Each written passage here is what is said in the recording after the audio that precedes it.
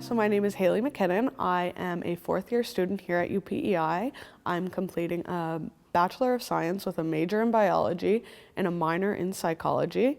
I am from here on the island. I was born and raised in Summerside, and I've been at UPEI all 4 years. I kind of knew I wanted to work in the sciences in some way. I like problem solving. I like things to be black and white. I like there to be an answer. So with the physics, chemistry, and biology, I went that route. Through university, I kind of started to get to take some other classes that I didn't get to have in high school, psychology being some of them, the leadership course I took being another one.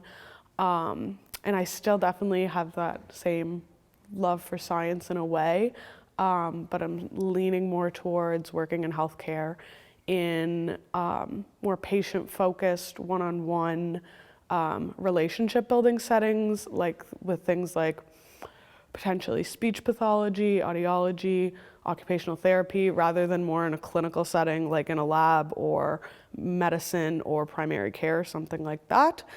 So I guess originally, taking it back again to high school, I was always involved in a bunch of different clubs, councils.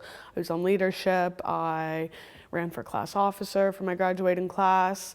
I volunteered at a youth who care board at the Prince County Hospital.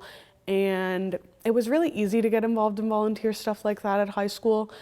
I knew all my teachers by name. I went to a small school.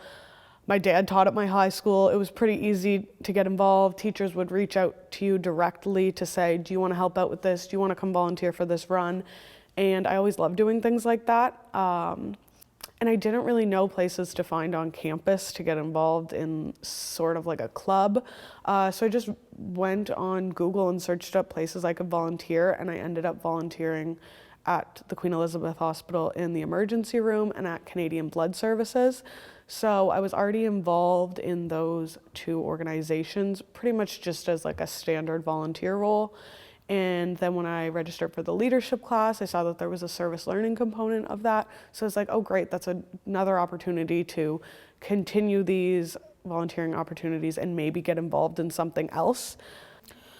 Yeah, so I would say it was a great experience for me. I was already volunteering at those two places, but in reflecting and actually going through and doing the project, I originally was like, I don't think my experience volunteering at either of these organizations is going to do much for me in a leadership course, because I'm kind of just cleaning up after people.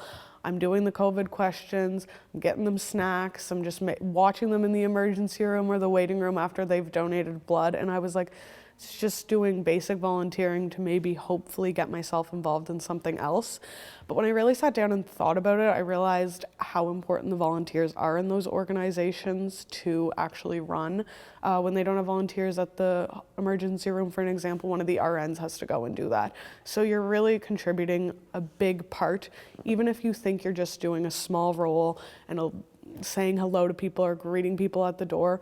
Organizations like that really rely on their volunteers, and I think I wouldn't have realized the impact and the help I was providing had I not really sat and reflected on my volunteer experience there.